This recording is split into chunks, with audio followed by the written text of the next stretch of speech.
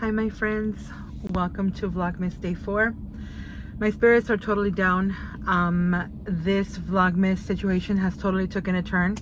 I am sitting here in front of my house right now. I had all intentions to go to work. Let me turn off my car. I had all intentions to go to work today. I'm gonna give you guys a quick rundown. In my Vlogmas Day 3, you guys will see that I went to work. Everything was, it was a normal day yesterday. I had my compadres come over for dinner. My husband made barbecue and he invited them over and gave me the night off for me to cook. It was a great little time. We had a great little dinner, you know, just small talk with my compadres, spending time with my beautiful little godson. Yeah, it was a normal evening until we noticed that Matthew, my godson, that's his name, we noticed that he was sounding a little bit rough from his throat. And I asked, you know, my comadre, I said, hey, his throat sounds really, really like ronco, you know, really, really bad. And my compadre hadn't gotten to the house yet. He had gotten out of work, took a shower, came to the house a little later than my comadre did. And she said, yeah, you know, I've noticed that he's been a little ronquito, you know, it's like kind of sore throaty-ish. Ronquito in Spanish means like he sounded like he had a frog in his throat, if that's the best way I can explain it. So yeah, so I noticed that, and his spirits were a little down too. Like, you know, when you see a baby that is sick, you can tell that they're like kind of just lethargic and just kind of like not really moving much. And that's what I noticed from him. So I started kissing him and kind of just giving him, you know, like just giving him my, you know, God mommy kisses. And then my husband took him, grabbed him, and he put him on his chest, and he fell asleep on my husband's chest as we were just conversating, you know, together. At this point, my compadre was already at our house. And then we started hearing that he was kind of having difficulties kind of breathing. So my compadre got really worried, and he was like, this doesn't sound right. It doesn't sound right. It sounds like there's something off. So we were like, maybe he just needs a little bit of, you know, do you have anything for him, like any over-the-counter medication? They said they did. They said they had it at home. My comadre had told us, yeah, I have been giving him medication, you know, but it doesn't seem to be working. So as he was asleep in my husband's you know, arms, my compadre kept, you know, being a little like, no, something's off. He kept saying something's off, and he kept telling my comadre, you know, there's something off, mama, like there's something off with the baby. Well, yeah, it ended up being he was pretty accurate when what he was thinking. I'm sure it was a fatherly instinct. You never know, you know, as parents, we know these things. We know what instincts are like, you know. It's either the mother gets it or the father gets it. At this point, it was my compadre. Well, you know, I ended up telling them, you know what, yesterday afternoon, I ended up telling them, you know what, you guys, why don't you guys just go home, get the shower going in really hot water, get vapor going, and maybe, do you guys have a vaporizer at home? They said they did. They're like, yeah, we're gonna get going so we can start, you know, getting him into, you know, getting him better. And yeah, we'll call it a night. And that's what we ended up doing. You know, I finished my vlog. I mentioned in my vlog, it should be uploaded sometime soon. You guys should see that soon. In my previous vlog, I mentioned that I had taken my stepdaughter back home. She was also here. We had taken her home. My compadres had left. They were going to start the process of getting some vapor into my godson's lungs. Excuse me. And yeah, they even said they had like an inhaler for the baby. So yeah, I closed my vlog. I said goodnight to you guys. Said I was going to start cleaning up the house a little bit and go to sleep to start my day today. So we get a call around 4 a.m. this morning that the baby was having much more difficulty breathing, and my compadres decided to take my godson to the hospital. So as we were, you know, trying to figure out what was going on, my husband they called my husband's cell phone number. It woke both of us up, and you know, my compadre was like, compadre, you know, we came to the hospital. The baby couldn't breathe. The baby was having so much difficulties. I woke up my comadre. I woke up, you know, my wife, to let her know that I could hear that he had difficulty breathing. Right now, my comadre has had heavy sleep because she's pregnant again. She's gonna give us another baby. So, yeah. So, you know, right now, because she's pregnant, she's always sleepy and tired. And she was telling me this morning, you know, that she was in deep sleep. She didn't even realize that the baby couldn't breathe. She didn't realize it. My compadre told us this morning. We've been talking to them all throughout the morning right now, and they said, you know, yeah, the baby couldn't breathe, and I woke Laura up, and she was in a deep sleep, and I kept telling her, wake up, the baby can't breathe, we got to take him to the hospital. So they ended up taking him to the hospital. They called us and told us that they had him in, and that they were going to test him for COVID to see if he had it, and then we'll keep you updated. That was the last we heard at 4 a.m.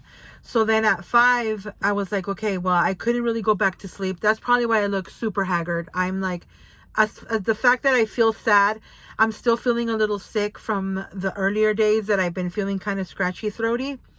So,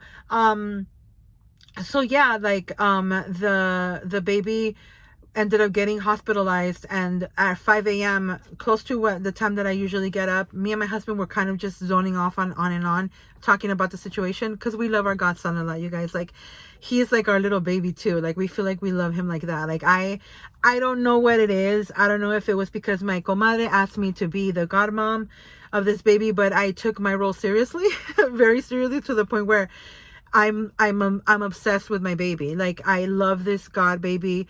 Like, you guys have no idea. I feel like my son was reborn again. Like, my son, who is almost 20, I feel like I have him again, like, in my godson. And I'm gonna get emotional. Oh my god, I can't believe it. Anyways, story time, you guys. But so I'm sorry, I'm getting emotional. Oh my god, I didn't think I was gonna get emotional telling you guys the update. But so they called us again at 5, and they told us that his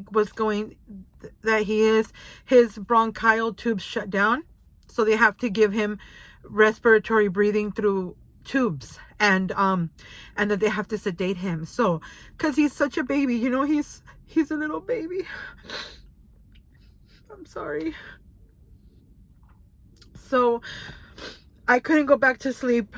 My husband put the call on speaker, and he was like, oh my god, really? Like, my husband didn't cry at that time. I didn't cry at that time either. I was just kind of like, what? Like, what do you mean? Like, he's gonna get sedated? And yeah, well, his bronchial tubes were shut down. They shut down, and so they had to put a respiratory breathing tube through his throat, and they have to sedate him, because of course, you know, he is only 1 year old, so he wasn't going to allow it, you know, like, they're babies, they don't know what's going on. So they did that to him, and they said they're gonna transport him from the hospital we're currently at to Loma Linda Hospital, which is a very famous hospital in my area where I live, because they specialize a lot in, like, bronchial things, and, you know, performances there are much better with that there. So they were going to transport him to Loma Linda. So of course, my husband, in between the time that we first got the first call and then the second call, my husband got a text message from my compadre saying that he had Crohn. So I was like, Crohn? And then I kind of just, I didn't really pay much attention to the word, right? I was just like, Crohn, okay, well, I don't know what that is. I was getting myself ready, obviously, just not much, because I wasn't in the mood, kind of. I kind of, like, my spirits felt a little down. So my husband got up. He's like, you know what, now that we're fully awake right now, I'm just gonna take advantage of the morning, and I'm gonna go do, you know, certain things that he needed to do in the morning before he went to his actual assignment that he's been doing throughout the week. So I said, okay. And then he calls me as I'm getting myself ready and warming up my car in the morning. He calls me and tells me, hey, I heard that there's a new COVID variant, and it's called Crohn. And I said, really? And he said, yeah, it's called Crohn. And I was like, what was the word that you told me this morning that the baby had? And he said, I think that's what my compadre told me that he has. And I said, stop lying right now. I said, you told me a word that sounds like that. And he goes, yeah, I think the word of the new COVID variant is called Omicron or something like that. So I started Googling it, and of course, I don't know if this video will get shut down. I don't know if we can talk about COVID or not, but whatever. I don't even make money out of this. So I started Googling it, and I'm like, oh my God. So I freaked the fuck out, dude. I freaked out. So I was like, does the baby have that? I started messaging my comadre. I started messaging my compadre. I'm like, what did the doctor say? They weren't responding at all. Nobody was responding. And I have been telling you guys that I have been feeling sick. I had been feeling like I was coming down with something, and I sound nasally right now. I sound a little nasally, and I'm not feeling too good. But yesterday I wasn't feeling any symptoms at all. I wasn't feeling any symptoms at all. But today, this morning, I woke up kind of feeling like this kind of, I have like a little bit of irritation here and scratchy throaty, and I have headaches. So I was like, oh my God. I told my husband, you know what? I haven't been feeling well, and now that no one's answering our questions about what's going on, I said, I actually think I need to let my company know that I was exposed to somebody that could potentially have it. So I'm gonna go to work and see what they say. So I drove myself to work, and they, of course, they didn't let me in. They told me, no, you need to go get tested. So I said, okay. They said, you have symptoms. You're exposed to somebody that could potentially have it. And I said, listen, my husband told me exactly what I just said to you guys. I said it to my employment, and I said, I don't have confirmation, but yeah, I have been exposed to my godson in the last couple of days. And then I was kissing him all over yesterday, you know, because I love that little boy so much. I kept kissing him. And so yeah, so I told him, I said, I told my employment, I said, I don't know if I have it. What do I need to do? They said, yeah, you need to go get tested. So I was proactive, looked for rapid result testings in my area. I went, I got the test, I got the results in 10 minutes. I'm negative. So then I make the calls back to my office, and I let them know, hey, listen, I'm going to go back to work, because what's the point of me staying home if I'm not negative? I mean, I'm not positive. I don't have the virus. But they told me, yeah, listen, that's fine and dandy. We're really happy that you were proactive about it, but you need to go in a link that we're going to provide for you, because where we're going to provide you to go has early detection.